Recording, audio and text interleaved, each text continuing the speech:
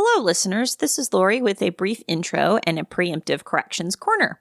This episode covers the Yiddish Policemen's Union by Michael Chabon. Being four non-Jews, we decided to engage a sensitivity editor, and a note of disclosure, that person happens to be my cousin Sarah. She pointed out that in our discussion about this book's place in the Hugo canon, we failed to grasp the degree to which this is speculative fiction. So while this book is an unusual winner in that it has no spaceships, lasers, wizards, or dragons, it does imagine and portray a past and a present that are wildly different than the ones in which we live.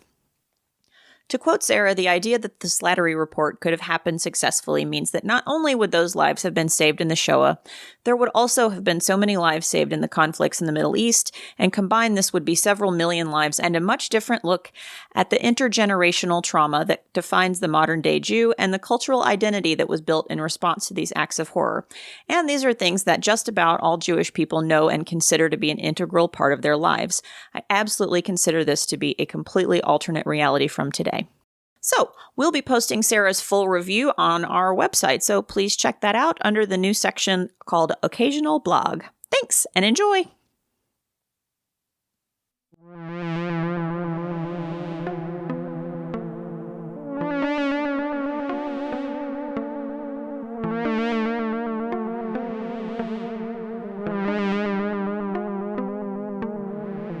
Hello. Hello! Howdy. You have found your way to Hugo Girl, a Hugo-nominated podcast. Once in future, fingers crossed, Hugo-nominated podcast. Hugo finalist, Amy. Hugo finalist. Wherein we discuss all the ways breasts are discussed in science fiction and fantasy. I'm Amy. I'm Lori. I'm Haley. Today we're talking about the Yiddish Policemen's Union by Michael Chabon, which won the 2008 Hugo Award for Best Novel, as well as the Nebula and the Locust and several other awards. So many. There wasn't one single book about spaceships that year. I forgot to look and see what it was up against. That's a good question.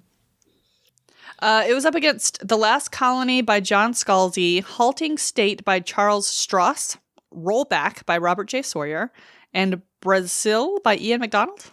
Well, those are all names I know. Yeah, Robert J. Sawyer is going to be at Dragon Con this year, too. Well, there you go. Our friend Robert J. Sawyer. Yeah, we have book plates from him.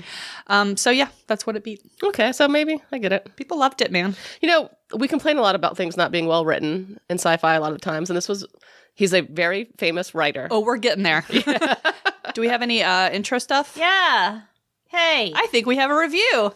Me too, but right? before, I'd like to mention our new Redbubble store. If you have not seen on social media, I just want to let you know that we've got a new little merch shop. The markup is as low as they'll let me make it because we don't care about making 36 cents off of a mug, which is a luxury, I realize. But we just want to make stuff available in case you want some Hugo Girl stuff. Maybe after 25 sales, we can cover our GoDaddy domain. No. No, we wouldn't be able to.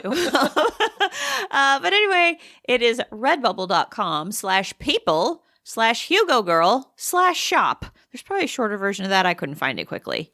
redbubble.com/people/HugoGirl/shop. And we've got shirts and mugs and stickers. I think that's mostly it. There might be some other stuff on there because sometimes Redbubble makes you sell certain Weird things. stuff, yeah. But anyway, there's like a greater variety. It's not just the original logo. There's some other things. Some Hugo Girl favorites. Dune is very important to men. Space and boats and horses and dragons. There's some fun stuff. So check it out. Pick yourself up a gift. Pick up your mom a gift. Pick up your dog a gift. There are no dog clothes. Dogs like mugs. Dogs like mugs. Dogs like stickers, especially if you put a sticker on your dog. They love that. Buy a famously. sticker for your dog to eat. Okay. And then we do have a new review. It is from Tai Chi Chick in Great Britain. And it says, smart, funny feminists offering critical reviews of current and historical sci-fi books. That's us. My goodness, what's not to like? Nothing. I discovered the podcast when one of the presenters, that's me, was a guest on the Hugonauts podcast, which is also excellent. Agreed. I particularly appreciate the attention given to all the aspects of sci-fi which have bothered me in the past. The boob jobs, the misogyny moments, etc. And I always thought I was the only one who noticed this stuff. Hooray for Hugo Girl. No, girl, you are amongst friends. Mm-hmm. Welcome, Tai Chi Chick. And thanks. Welcome and thanks. We're glad to have ya. Okay, that's it. Hooray. Except that Amy recommended this book because it's her birthday month. Yeah, and I liked it when I was 20. So. Oh, no, 27. Okay, me too. I feel like that's when I read it. I still like it, but differently. Okay, so Yiddish Policemen's Union is set in an alternative history where the World War II era real-life proposal to create a homeland in Alaska for displaced Jews went through. The story takes place in the town of Sitka, Alaska, where 2 million Jews now live. The Sitka district is about to revert back to American control in a matter of weeks, so the future fate of all these Jews is unknown. Our hero is a hard-boiled detective, Meyer Landsman, and the book begins with a dead junkie in a seedy hotel where Landsman lives and drinks.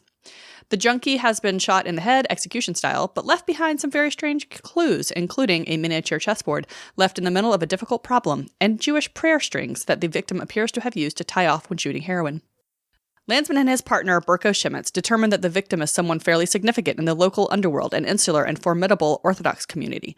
This sets Landsman and Burko off to bounce between a handful of suspects and sources to try and unravel the core mystery. Landsman gets shot, knocked out, held hostage, nearly killed, and very drunk over the course of the novel.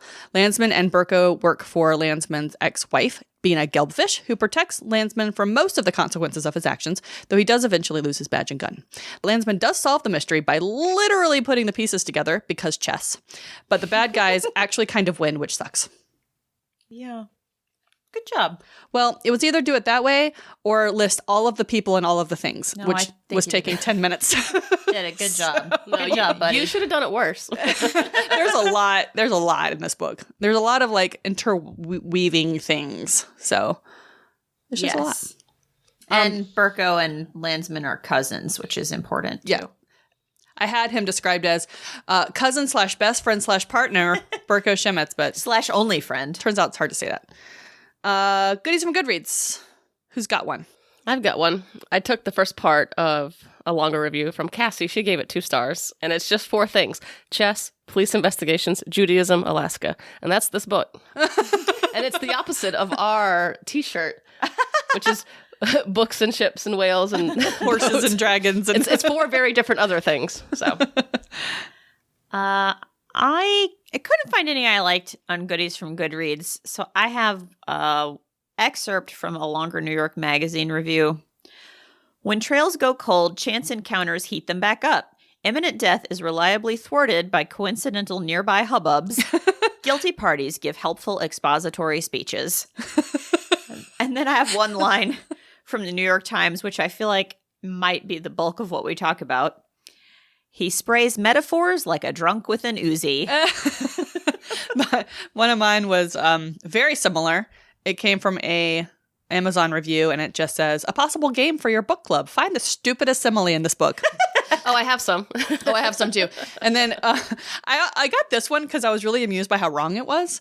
The fact that I finished this is a great feat because I am still not sure I understand what was completely going on. Here's what I gather. The story takes place in Alaska in a mostly Jewish neighborhood where the people like to play chess. Mostly. There is a murder, and the detective isn't a great detective nor a sober one. They spend most of the book trying to find out why the victim was murdered, which doesn't matter because the character never finds out and neither does the reader. But it's just wrong. Yeah. Well, if they're talking about Naomi's murder, they're not wrong. We do find out what happens to her. They just don't like pad it. I don't think we find out. I'll be anxious to hear what happened to Naomi because I have in all caps What happened to Naomi? Well, do you want me to tell you what I think? It won't surprise you that I don't know. So Mendel, okay, so our dead junkie, his name is Mendel. Yeah. And I guess we're going into general discussion now. And Let's do it. okay, so our dead junkie's name is Mendel Spielman. And at one point in the book, he goes to the secret compound in the woods. Yes. To get rehab. Right. And they want to set him up as the Messiah. Yep. He nopes out. Yep. He is rescued by Naomi, who is Landsman's sister. Yep. She's a pilot. But not a lesbian. but not a lesbian, famously, even though they think she is. She's queer coded, which I have thoughts about. Definitely queer coded.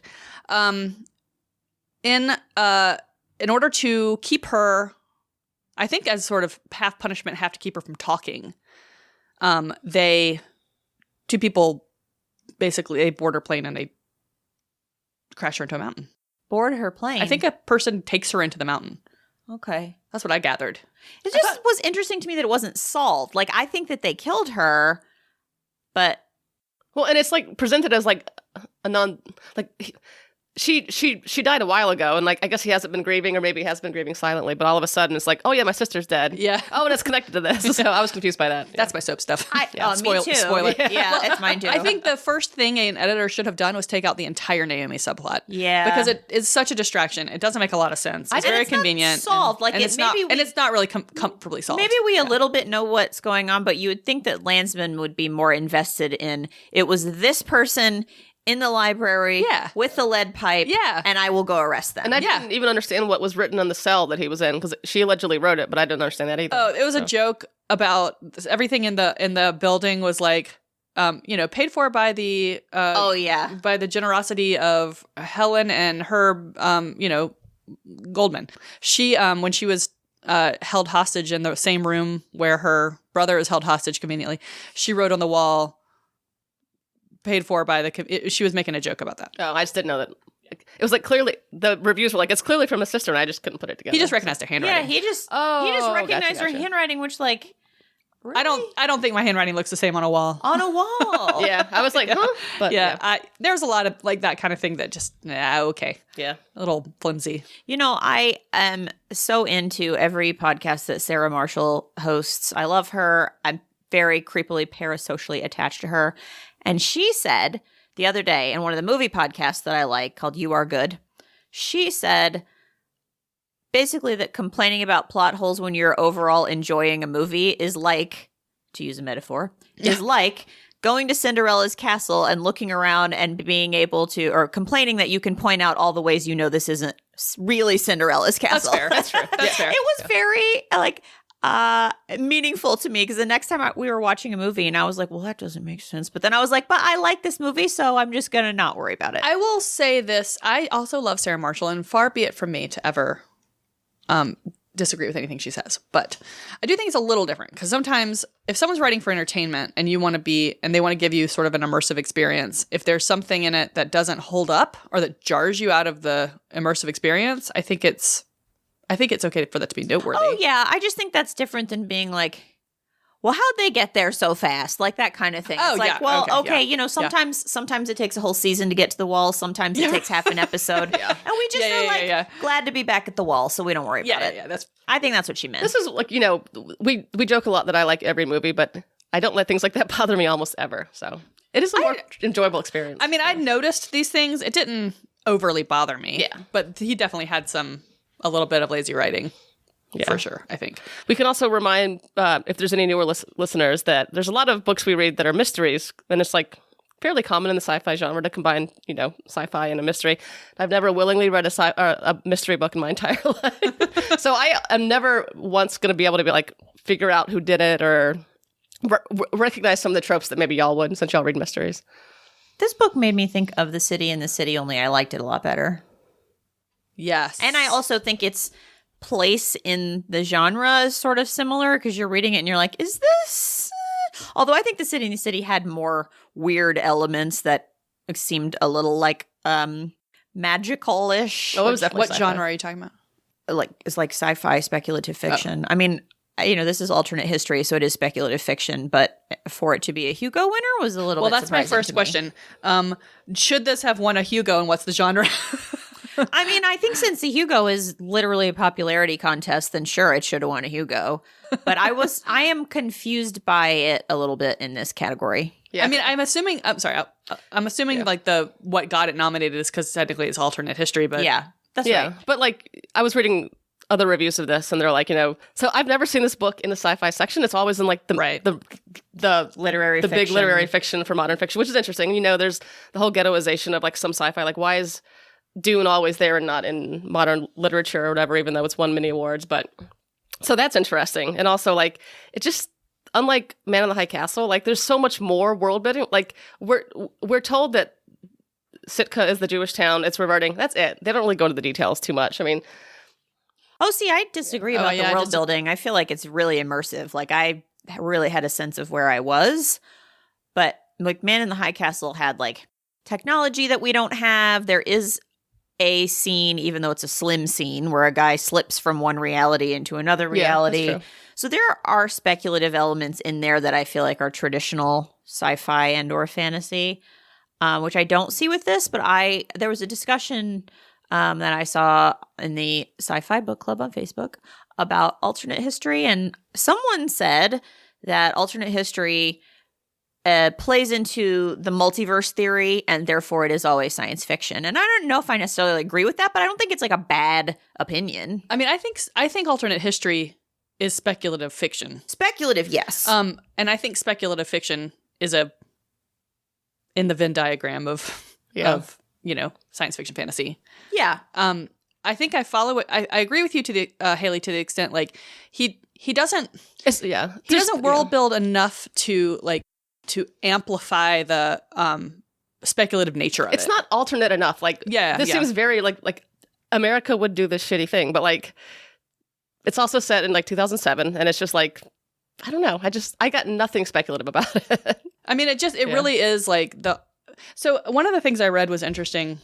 This I'll link some of my sources in our show notes, and in particular the one that helped me write the intro synopsis, because I could not have done that without help. It was well done. We'll thank the guy who wrote the thing I cribbed from. But this person says the divergence point is revealed in the first dozen chapters to be the death of Anthony Diamond in a car accident. Congressman Diamond was responsible for preventing the United States from voting to implement the Slattery Report, which would have provided land in Alaska for the temporary refugee settlement of European Jews. As a result, the Alaskan settlement plan passes. And so in this world, only 2 million Jews are killed in the Holocaust. I mean, I think knowing that, like, I think that it's more like a speculation on a single pivot point, you know, which is interesting to me. That is. Yeah. He does that well.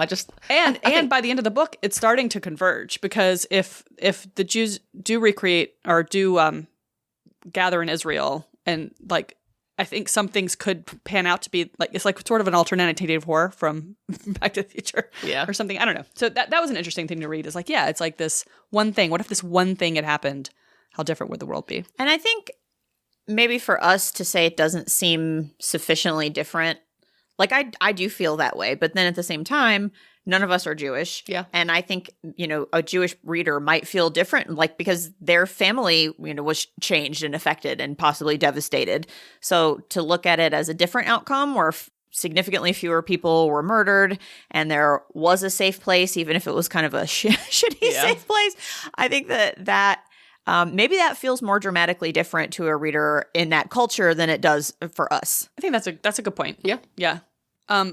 There's a lot about reading this book that I think would be wildly different if you were of Jewish, in Jewish culture more thoroughly than obviously we are. We are a little bit. I have Jewish relatives. That's all I can say. And I have Jewish relatives. I actually enjoy a piece of gefilte fish once a year. And I don't think Manischewitz is bad once a year. One thing I think that does add to the speculative nature of the book is the use of Yiddish. So one thing that Michael Chabon said prompted writing this was, he wrote an essay about the loss of Yiddish, like the loss of Yiddish as a language, because there's few places that use it as a primary language. I don't know if I don't want to say none, but it might be close to none. And he got a lot of backlash because he was like, preemptively saying Yiddish was dying out and that sort of thing. But he kept thinking about it. And then, so the people in this book, all of them speak Yiddish, that's interesting that they speak Yiddish. All their signs are in Yiddish. Like, they have all these Yiddish words for American things. Well, Yiddish is they call predominant. Their weapons sholoms, which is the word for peace. So like my peace. So it's like does its thing. Yeah, there are some interesting puns. And I was thinking about the choice of the fact that we are to assume that we're reading English, but the characters are speaking Yiddish, but then we see some of the words in Yiddish. And I was thinking about that and how that is supposed to work, but I think it is largely because those are the words that have puns, double meanings. And then when you look if you have the glossary, my copy has a glossary, Amy's didn't have a glossary, then you can get the jokes. And I looked up some of the jokes and I do think that that's a huge thing with this book is like if you can identify the jokes and see how clever he's being, it can help. And I don't know if it helps or hurts. And that's another thing I wanted to talk about was sort of the cleverness of this book. So after my family Passover Seder, I was talking with my cousin who is Jewish and is something of a language scholar about this book, and she hadn't read it, but I was talking to her about it, and I told her about the Sholem joke, and she was like, oh, no, this is even funnier than you understand. And she explained it to me, and I don't remember it, but she was like, this is such a good joke. It's hard to explain how it's such a good joke. So I think, some of that stuff may miss us, and I think that's okay. Yeah. I like the idea that there are jokes in there for her as a reader. Yeah. And for people 100%. who really get them, I like that a lot. And I like that I can get some of it if I'm paying attention and I do use the glossary, but that it is,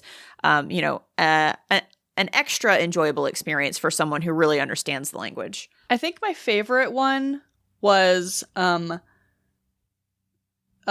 Naz, which is a Russian word, I think, for nose. Mm-hmm.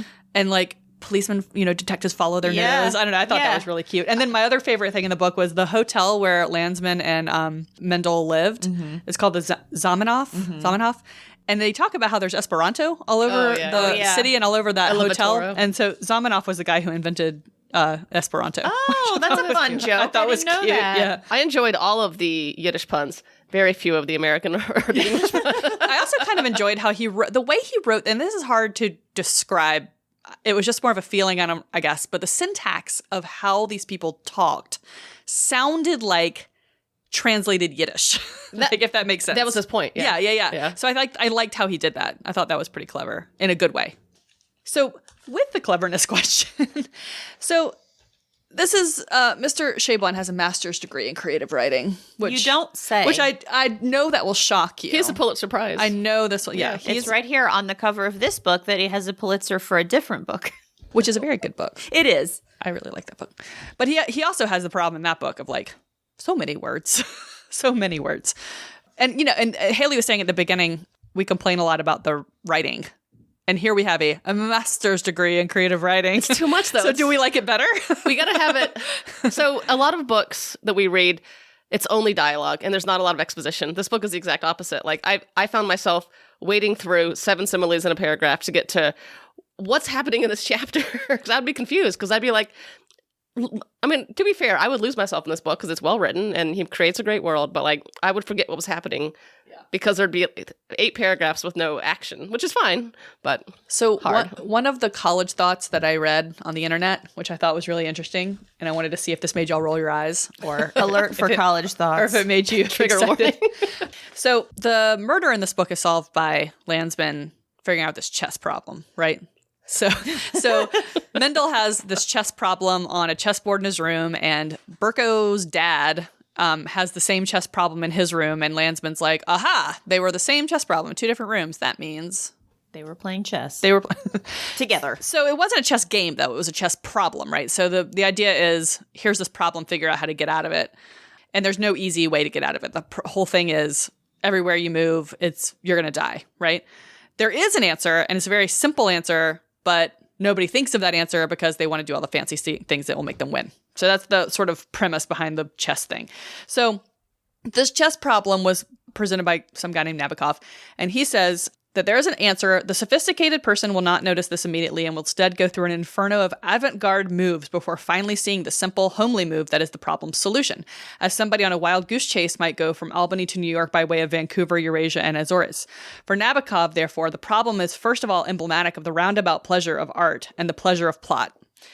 And if we give Michael Chabon a lot of credit, then what he's doing is meandering around and to get, taking the long way around to get to a point as a point. Yeah, no, and that's totally fine. I think it only works if you love if you love the language. Yeah. So like, this book reminds me a lot of when I was a college kid. My favorite writer was Tom Robbins, and he is known for his very weird metaphors, but I could live in them. And the books made no sense, but it just depends on how much you love them, I guess. So, Amy, in that quote that you just read about going to Vancouver, et cetera, did you say the Azores? I said some version of that. yeah, she said Azores. That is our Moby Dick connection for this episode. Aw. Yes! Oh, we did it. The Azores. Well, I was about to bring up Moby Dick because that is an example of a book that meanders the hell around. That's true. That's true. And people have very mixed reactions That's to true. that book, That's but true. I enjoy the meandering around that book does. But to be fair, Moby Dick is not a book that you normally sit down and just read cover to cover That's true. for a narrative. And this book, I think, is meant to be. Right, he's trying to be entertaining. Yes. Yeah. And I think I liked a lot of his similes were, I mean, he has a lot of similes and yeah, metaphors. some are great. So that's what it's like. Sometimes what he's clearly a man who can write. Yeah. You know, like some of the stuff he says is just devastating. Like it's really good. But man, he does it so much. Yeah, I mean, like when he's on a roll, and he'll have vast swaths of text that are like, okay, here, I'm with you. But then like some metaphors are so, or maybe I'm just not smart enough to understand them. But like, Yes, let's do favorite similes. yeah, because like if I have to sit and think about the connection between two things, which is the point of a simile, it's not working. So like a voice like an onion rolling in a bucket. Like I just don't understand what Spritzel. that means. Yeah, like I like her face was like the sun. I get it. She's beautiful. She's bright. She's my world. But like a voice like an onion in a bucket, like like this. You're swirling it around in the bottom. Oh, I didn't even think about that. I don't know what it means. It's like either. the That's just sticks what you I turn imagined. upside down. I imagined it rolling. So I imagined like the sound of something rolling. Yeah, like If you guys will indulge me in a metaphor, please. here's how I felt about all the metaphors and similes in this book.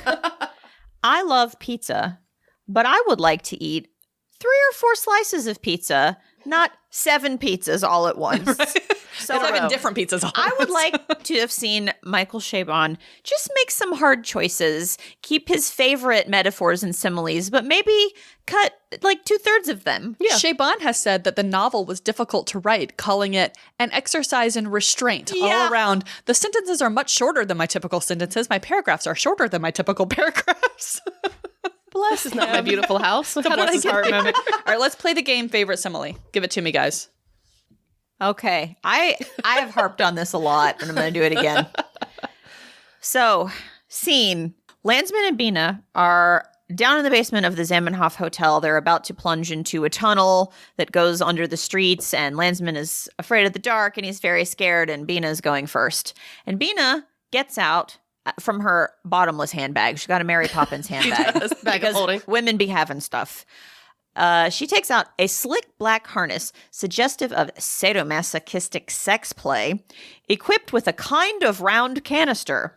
She plunges her head into the midst of it and involves her hair with the black webbing. When she sits up and turns her head, a silver lens flares and wanes, raking Landsman's face.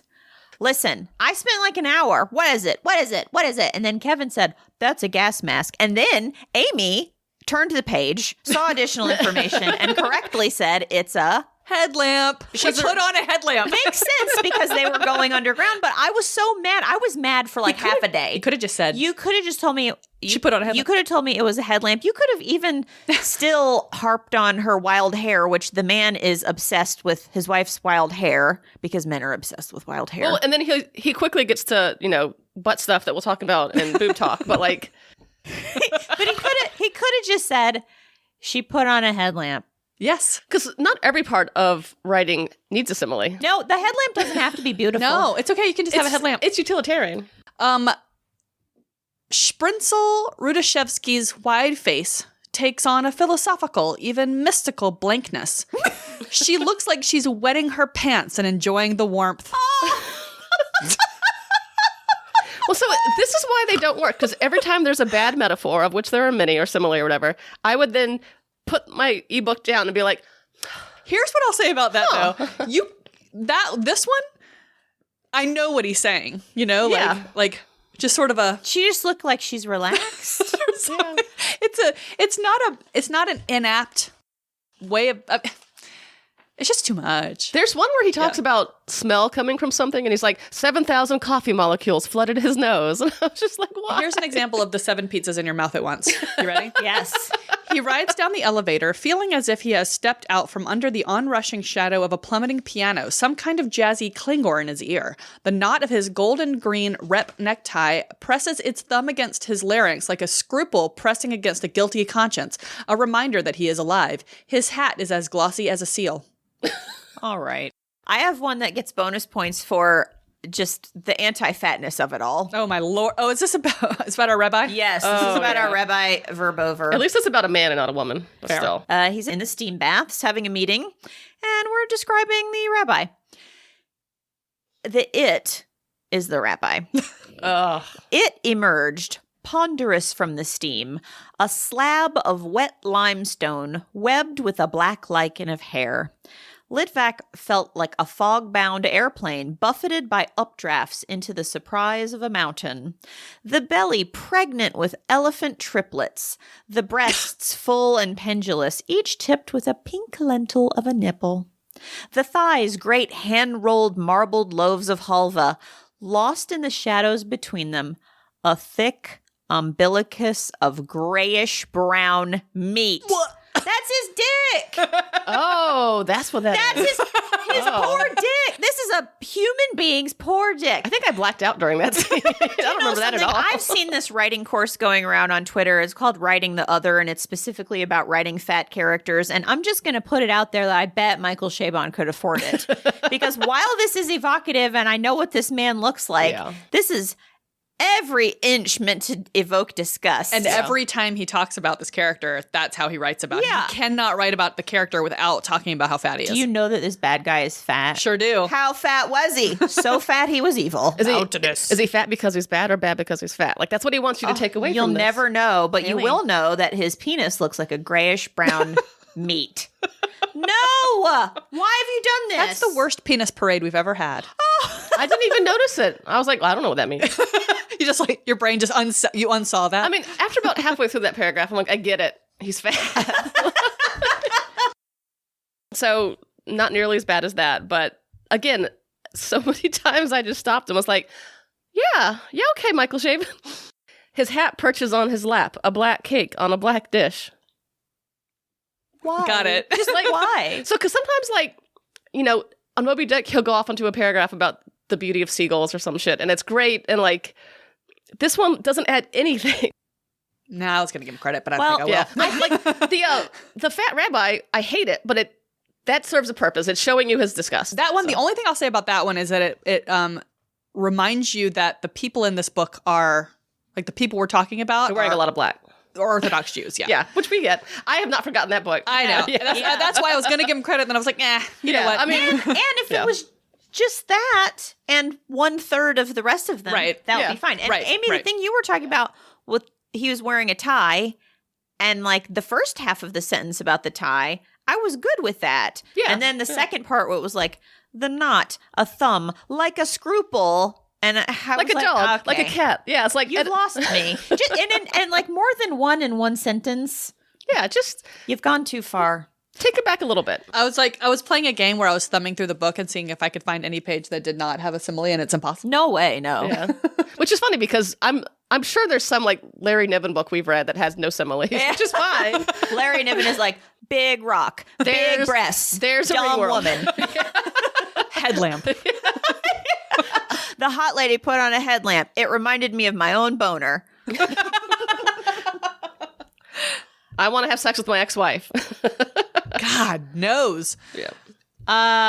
Have we gotten that out of our systems? I think so. I don't know. I guess So something that I thought was interesting about this was thinking about the idea of a community that is on the verge of collapse, intentional collapse. And I was thinking about Landsman's drinking and how there's just this pervasive sense of depression and disrepair. And I just can't imagine what that would feel like. And of course, he's descending into his addiction because they're saying like 40% of the people in Sitka are going to be given green cards to the U.S., but even that's like the optimistic rumor. It really seems like it's going to be lower than that.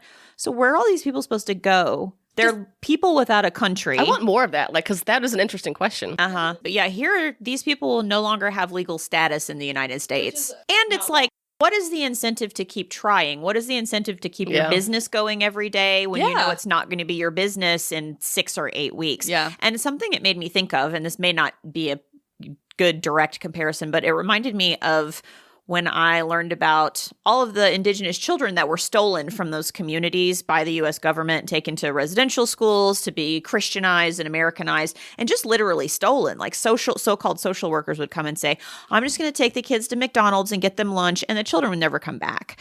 And there were whole communities of Native and Indigenous people that had no children. And thinking about a community with no children is really a community with no future. And even as not a fan of children, I realize they're important because that's like the reason to repair a building is that future generations will need it. So I thought about that and the tragedy of that when I was thinking about this and kind of the similarity of like, we've built this community. There are people who are, Landsman was born there. That's the only place he's ever known. And it's all going to be yanked out from under them. So, of course, there's this dysfunction and this depression. And, of course, he's just drinking. Like, what does he have? He doesn't have anything. He doesn't have anything. Yeah. And he's, his internal monologue is nothing but self-recrimination and self-hate and regret and, like, all this stuff. And the man has no reprieve from this until he starts arcing better towards the end. I think that it also is a good illustration of people's depletion of resources when something like that is going on. So when he's in this depression and he doesn't see that he has anything to live for, and in a lot of ways it's hard to see, like for us to see, what does he have to live for because he doesn't know where he's going to live and his job is disappearing and he's divorced. And so it just – I lost my train of thought a little bit. He's lost everything. I wonder what the Americans would do, like knowing our, awful country most of the time. Like, would they take people, would they put them on boats? Like, I wanted more details for like what the transition plan was. Sounds like most of them were going to other countries. I know, but like, who's going to take them? Who's playing for the flight? Thank you. You brought me back to what I was thinking of. So I was thinking, his family, Burko and his wife are like, you haven't applied for your green card?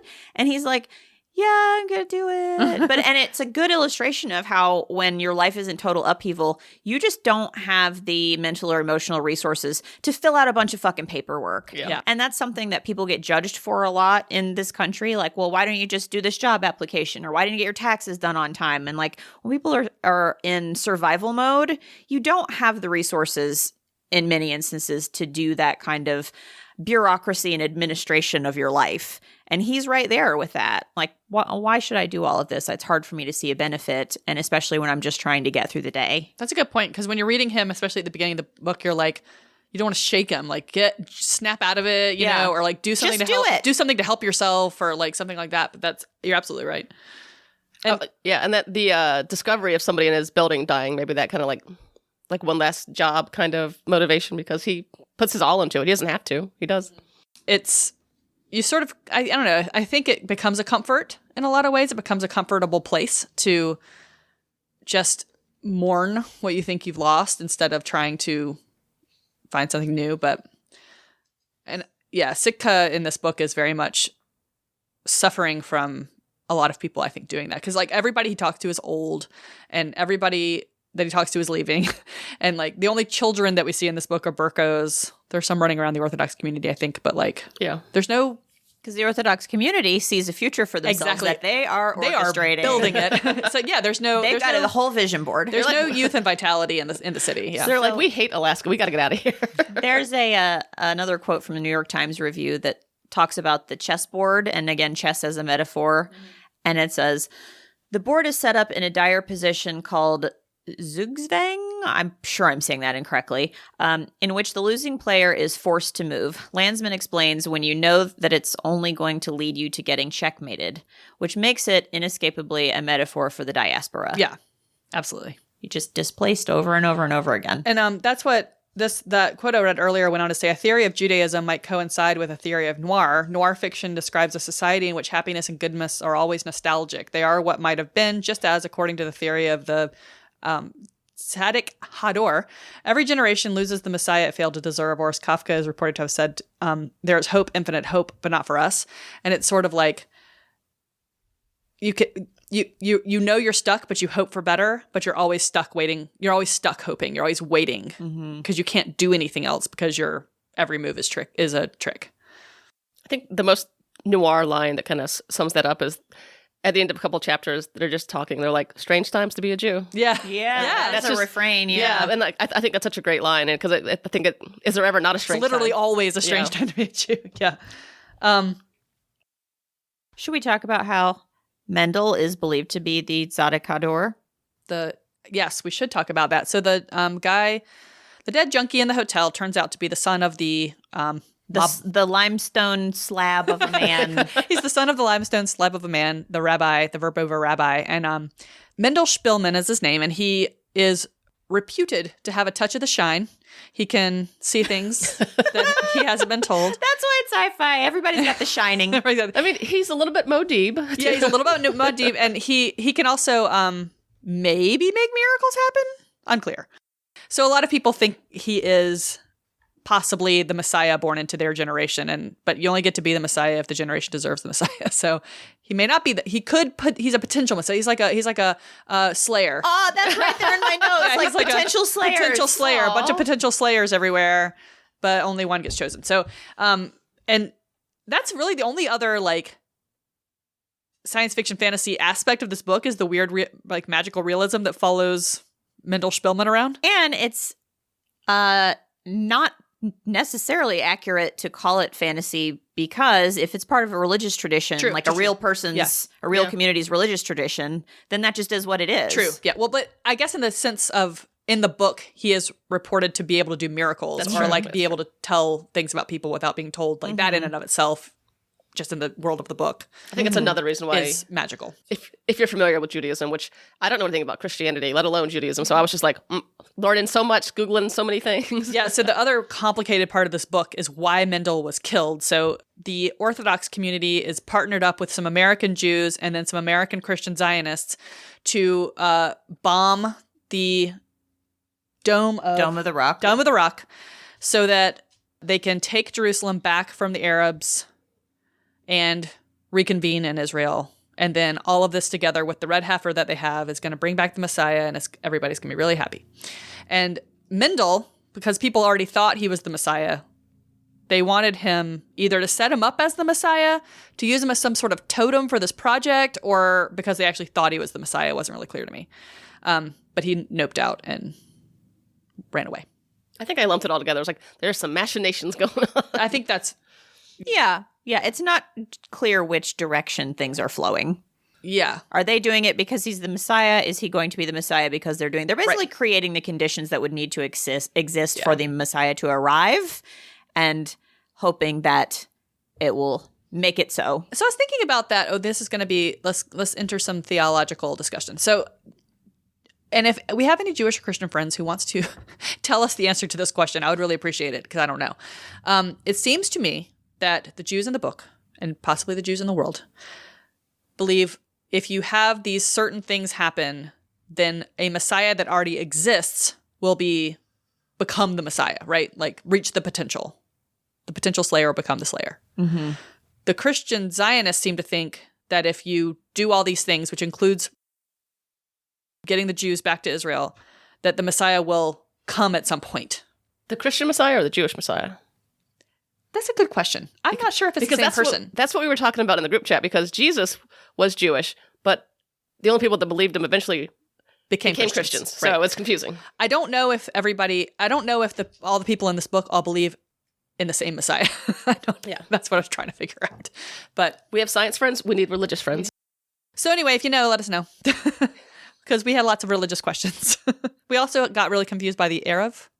Oh, that's a fascinating part. And we have those. I went and maybe found one in Atlanta. So part of this book involves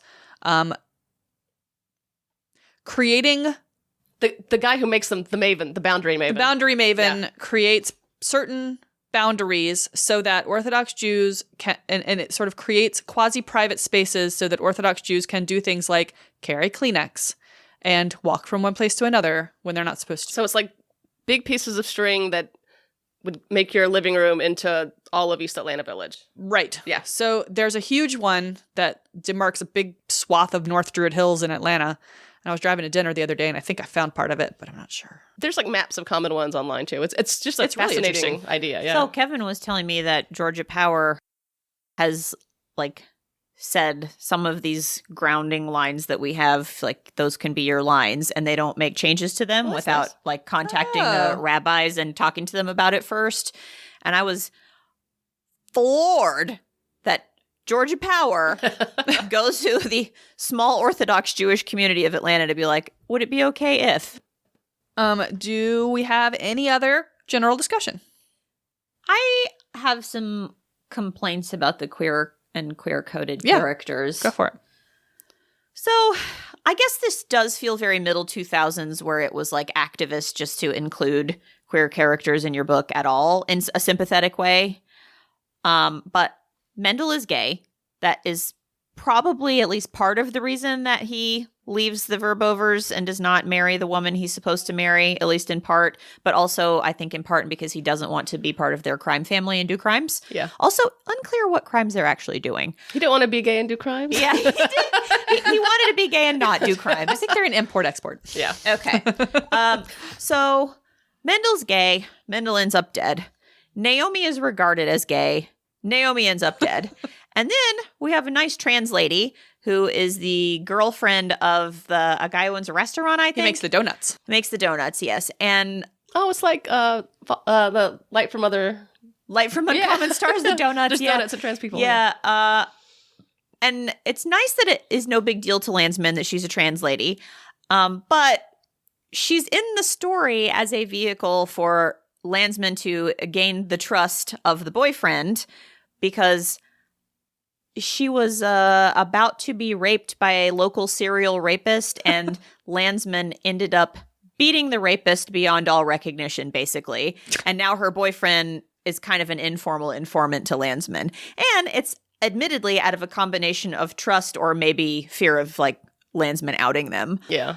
She's also dying. She's one of the many ladies in this book. So many dying women. One of the many beloved ladies who is dying. So it's got, I'm not saying like boo Michael Chabon. I'm saying this is like very 2008 ally. Like, look, I put them in my book and then I killed and sexually assaulted all of them. Kill your gays. But I feel bad, but I think it's sad. His relationship with homosexual characters is really interesting. Like, because that featured heavily in Cavalier and Clay. Yeah, I forgot about And Michael Chabon himself has said he's had relationships with men. He's been married to 2 women, but he's not in the queer community. Okay. And he also got a lot of press of people just assuming he was gay. Like when Cavalier and Clay first came out, I think it was Cavalier and Clay. A story about 2 boys. And he has said, it doesn't bother me. In fact, it gave me a large loyal audience. So, it's fine.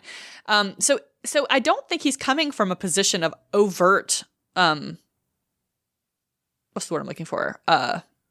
I mean, like he's not. I don't think he is either. Well, but it's interesting that that's the thread of all of them. Like, it's either internalized or it's an external thing. I don't know. It's a trope that's been so cemented into popular culture the past 30 years, and maybe longer, that like tragic queer characters. Yeah, I mean, that's just what happens. It's like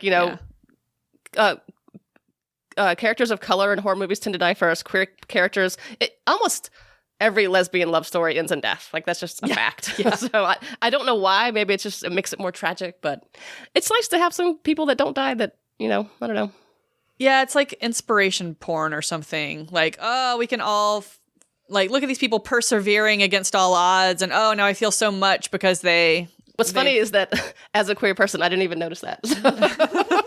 I was just like, that's just part of my reality. Like, being overly woke about it. But it was something I noticed because that's 100% of the queer-coded characters die or experience terrible violence. I think I was just mad that Naomi was like, I'm a lesbian in everything but sexuality. I was like, well, then you don't count. What does that mean? That means she's straight and she doesn't like to be friends with men. And she has short hair, probably. She wears a leather bomber She has an jacket. undercut. She likes the Indigo Girls. It's fine. She probably does. I was reading about some of the language around Mendel, especially in this, and I've seen this in movies and TV shows when it goes fagula, and so that's a term they use for gay men, and it means like little bird, and I thought that was an interesting. I had not known that. I didn't know that either. Yeah. But I knew the word because I've heard it in so many movies as like a derogatory term. There was also some silly stuff about the mom talking about how she'd always suspected, and she made a reference to like his long eyelashes and how So he how he made dolls for his sisters, and it's like he had long eyelashes and he was nice to his sisters. Gay. And then she was right. Yeah. I mean, some stereotypes are true. It's like only being gay could overcome like the crime bossness of the family or something. If you're a gay man who does not have good eyelashes, you have a safe space here. You can let us know. My final complaint.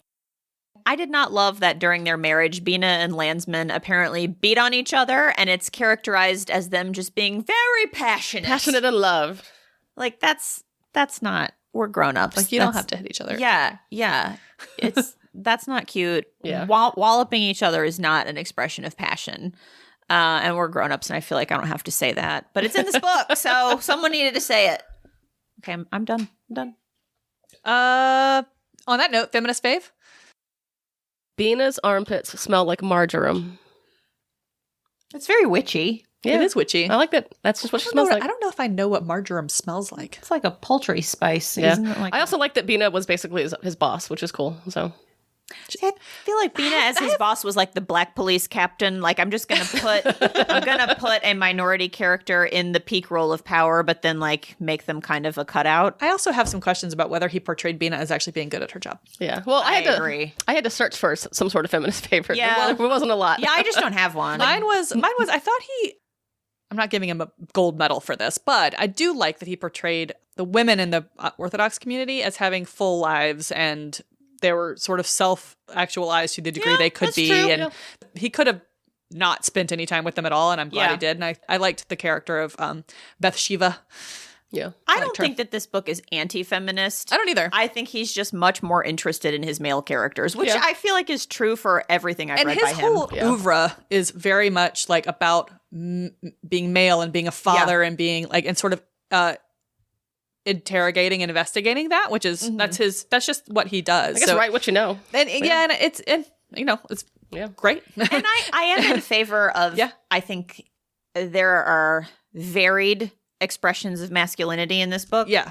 And for me, that's always something that's feminist. It's feminist. Yeah. And I was about one of the other one I toyed with including was like the men in this book are very family oriented, which I think is I mean, apart from the criminals. But like it hurts. But Burko loves his family. He loves his kids. Like part of Landsman's whole thing is that he's self-recriminating over an abortion choice that they made, and he wanted that kid. Like he wanted to have that kid. And I think that you don't see. I mean, it's not like you don't ever see it, but I'm glad he included that these tough guys, these hard-boiled cops, are also like unashamedly love their families and love their wives. Yeah, I mean, in like Humphrey Bogart movies, it's just because they like a dame. It's exactly. Like it's something more complex. The dame in this book is actually a wife this guy's been with since high school and he loves very much. I also, with respect to Bina, as much as he ruminates on her tits and ass, I didn't mind that because she was his wife and he wasn't like saying or doing anything weird. Right. I like the idea of a man who is just really horny for his wife. And they're divorced, but they get back together by the end. Also, she's his boss, and he should respect her a little more than to think about her breast while she's trying to tell him to kill a case. As I said, he's wearing a sex mask though. She has to. As I said in our last episode, though, you can't help how you think and feel about things. You can't help how you behave. And he didn't say, he wasn't like, nice tits, boss. He didn't do that. That's true. So he can't help that an ass that he had access to for 15 years is in front of him, and he's like, I still like it. But could Michael Chabon avoid telling us all about it all the time? I don't think so when we're riding around in Landsman's interior life. I guess. I mean, Landsman has no secrets from the reader. That's true. What's your misogynist moment? Every single thing said about Spritzel. Oh, Spritzel. Every time Spritzel talks, her voice is like onions rolling in a barrel. Another onion metaphor. She wet her pants and enjoyed it. Her laugh sounds like someone jumping up and down on a leather valise. First of all, that means nothing, but he just can't stop being like, she's big, she's like a man, she's big like a man, wowee, she's a fucking bodyguard, so I hope she's big like a man. He just couldn't stop, and that really aggravated me. But hey, that's how Landsman thinks. He can't help how he thinks, Lori. He can't help how he thinks. He can't. Yeah. I'm glad he did. Well, actually, I think he did say a few things to her, but I'm glad he wasn't like, so, Spritzel, how's being big and manly treating you today? I think he was clearly intimidated by her, and that's how he dealt with it. As well he should be. Yeah. I think she could break him. I think he did say, like, oh, I didn't know Rudishevsky's came in female. He said something like that. Yeah. I didn't know they made Lady Rudishevsky. There you go. Yeah. Yeah, I don't know. Mine's poor dead Naomi. I don't know why she's in this book other than to be dead. She's fridged for your pleasure. To be kind of gay. We don't solve her murder. We don't solve her murder. She's just there to be sad, and no one seems sad about the murder. Like, he seems more intrigued that it's tied to this case that he just discovered. I don't know. And my other one was, again, I'm not sure Bina's good at her. I'm not sure Bina could have been better at her job. I think she gets sidetracked a lot because she's helping Landsman, and I don't know if that would. I don't know how realistic. I also didn't love how on board she was with, we're just calling these cases administratively closed. Yep. I know. Bina, come on, man. She was very much being like Have backbone. a company man rather than trying to solve these crimes. She did come around in the end because she helped Landsman, but then even that I was a little I questioned whether that would be a choice that character would make. And then she slept with Landsman, and come on. He does not seem appealing right then. I'm surprised he doesn't have the DTs. He's a heavy drinker. He's a heavy drinker. What you got, Haley? The Schvindel stuff. Oh, same thing. Yeah, same thing. Boob talk, anyone? Where to start? I will say that Bina's boobs get a lot of airtime in this book. They do. And it includes my very favorite boob adjective. Ooh. Because, well, I'll tell you. He tries and fails not to observe the way her heavy breasts, each of whose moles and freckles he can still project like constellations against the planetarium dome of his imagination, strain against the placket and buttons or pockets of her shirt. What a dumbass. I love the adjective heavy for breasts. I know you do. Heavy and pendulous. Like a thunderstorm. Heavy. It's because of Brooklyn Nine-Nine. It And if is. you've been listening long enough, you've heard me Yes. say this before. But One thing I do appreciate a little bit about his lascivious thoughts about her is they acknowledge her aging body and that he's still very horny he still for loves it. So her. I appreciate Yeah. that. But yeah, she doesn't smell 100% good all the time, but he's still into it. the planetarium. Planetarium of his Sir. imagination. No. Esther Malk's skinny ass. Oh, yeah. that's right. And then we get Bina's nice juicy ass later when they're crawling around in the tunnel. No woman is just right, though. I mean, I guess Bina technically, Bina's perfect. but like heavy, like there's no like Heavy normal bowl of breasts. oatmeal. He wants to heft them. And he does have to. Well, it's funny because I feel like in sci-fi, especially, we get either the twin flames of a heavy breast or like a perky breast. Because they were just like breasts. After they sleep together, he puts a breast in each hand, and then that's his happy place. Wasn't I that guess. convenient? Most people have two hands and most people And there have are two two breasts. breasts. It's proof of intelligent design. Like the banana. Theology. That's a smart did it. match. Yeah. I like the food in this book. Oh, well, I've got a There's- Sorry. I thought you already said it. Sorry. So Landsman is at Litvak's hideout at the fancy hotel across the street, and he's confronting Litvak, I think, or somebody, and, quote, a cheer goes up in the outer room. A goal has been scored. A girl playing beach volleyball has fallen out of her bikini top. Now, what's actually happened is that they're watching the news and they see that the Dome of the Rock has been blown up. But this is our metaphor for the type of cheer. It is the type of cheer that a group of adult men would give if they were watching the Olympics and one of those women who's forced to play volleyball in a bikini, her titty fell out. I forgot about that. I was so mad about it. You know, if you see a woman's breast fall out of her top, feel bad for her. Don't cheer. Be like, woo, no, breast. listen. And again, have any weird thought you want. You can be like, oh, that was a great boob. But you should, at the same time, you should think, I bet she's really embarrassed. That sucks. Would men really audibly cheer at Oh, that? 100%. Oh, I think You so. think so? Certain types of not Kevin. Because Good he job, wants to Kevin. keep living here. And But no if you one were- no one who's listening, no one in our audience would cheer for an accidental boob show. But there are plenty of bars across Does our it fine matter- country where it Does would it happen. matter what the boob in question looks like? Do you think there are some men who would just cheer for any boob? Oh, absolutely. Have you ever been to Mardi Gras where they're just like, show me your tits? That's true. That's true. But at least that's a call and response. If I show you my That's tits true. at Mardi Gras, I am like, you better cheer. Right. Oh, I need my beads. What if you flashed and everyone was just quiet? like crickets. Yeah. Oh, I have to drive to Mexico and never come back. But this specifically is an accidental boob, a non-consenting boob. Non-consenting boob. And all the men cheer. Think about what happened to poor Janet Jackson in 2004 at the Super Bowl show.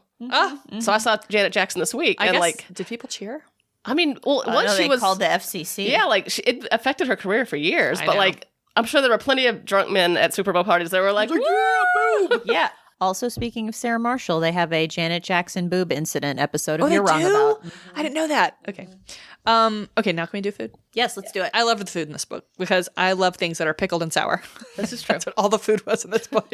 There were eggs and pickles and pickled other things. Blintzes. Blintzes. Once it sounded good. The Filipino donut sounded really good. Oh, yeah. Filipino donuts does sound really good. And he drinks a lot of slivovitz. Which is a brandy, I think. It's a plum Yeah. plum brandy. And I was going to try and get some on the way over here, but I was running late. So I feel like brandy is like what I wish whiskey tasted like. It's like sweet and kind of good. Oh, yeah. I want to try it now, though. Yeah. Apparently, slivovitz was distilled in large quantities by the Jewish community of Poland before the Second World War. As a popular Passover alcohol, slivovitz has a strong standing among the traditional Jewish Orthodox communities. That makes sense. You know, as much matzah as got left on my house after our Seder, no Manischewitz got left, and we could have had that. Sorry, buddy. Have you guys had Manischewitz? Oh, yeah. It's real sweet. Very sweet. Is it like, what's it like? Like grape port? juice. Like thick grape juice. Yeah. Like Except, Yeah. a lot of people drink Concord grape. We're a blackberry family. Got it. My grandma really likes it, so I think all the bottles that we didn't drink, she took home. My grandma, my goy grandma, took home all the Manischewitz at the end of the I Seder. mean, this man's going through whole bottles of Livovitz. Yeah, he's an alcoholic. Soap stuff? Yeah, as we all mentioned before, Naomi's death, her message on the wall in the same cell where Landsman is being held. I rolled my eyes pretty hard at Naomi's message on the wall. Flying into a mountain. Yeah. And also, again, why Naomi's death? Why Naomi? Everything in this book ends up intersecting with him because also, I don't know if we mentioned this. Well, he is the hero. Yeah, that's true. So Naomi's death, somehow related, although we don't get specifics of her actual death. And then it's his uncle, Burko's father, who killed Mendel. Yes. At Mendel's request, because Mendel could not continue to live in this world. He was too sad and too hurt and too gentle, and that is really sad. And I guess he saw in Uncle Hertz a willingness to kill somebody, and he did it. I think also Hertz was into possibly thwarting the bombing, but it didn't work. No. Didn't work. Hertz, who had really previously sort of been the architect of a bombing. Yes. He's a bad dude. He had a checkered past. Yeah, very checkered Now he's past. living in the woods after his fall from grace. And now he's in jail. Now he's in jail. Because what? He killed Mendel. I was picturing him as James Cromwell from Babe and Succession. Oh. Interesting. I was picturing him as a shorter, more hirsute man. Did you like the book? I did. I was mad at the words a lot, but I liked the book, and I read it too early. And with some distance from being mad about all the metaphors, the more I think about it, yeah, I really like it. I think it's good. It's fine. It's not a Haley book. I liked it. I found it. I think the story he put together is interesting, and he had enough good similes that I was okay with the large quantity of. Listen, all pizza is good, but you gotta stop yourself at all some pizza point. is good. You got to kill your darlings. As a writer, I say that almost every There day. you go. He's a big one for that. I had to kill one of my darlings in my intro. You got to. I Sometimes was sad about it. that's when you know you're done, is when you kill your favorite part. We need to make that our official Goodreads policy. We have to kill some of our darlings. It's so hard when you get like 3 I really know. juicy reviews. I've been trying to do just one. I know. It's so hard. Star Wars, Lord of the Rings, guys. I call it Lord of the Rings because it's kind of a quest. They're kind of working together as a group of friends who have some enmities. And I think that Mendel is kind of an Aragorn type, except that he decided to remain Strider and die instead of take the crown. Yes. Interesting. I like that. I couldn't think of one answer for this question. I said Landsman's a little bit like Han Solo. But Okay. then I said it's a trick question. It's really Dune because it's got a Kwisatz Haderach. That's true. That's not bad. I could imagine Han and Leia, and I could imagine Landsman and Bina doing the whole "I love you, I know." Oh, yeah. I could see that happening. Yeah. It might be the Maltese Falcon. It's a noir without a MacGuffin. Unless the MacGuffin is Dead Spellman. Poor Mendel. It's the Maltese Falcon, the bird cage, and Why is it the bird cage? Because Mendel's beautiful there's some eyelashes. there's some anti-Semitism and some anti-homosexuality, and Oh, yeah. I know there's some gay people. It's set in Miami. What's next?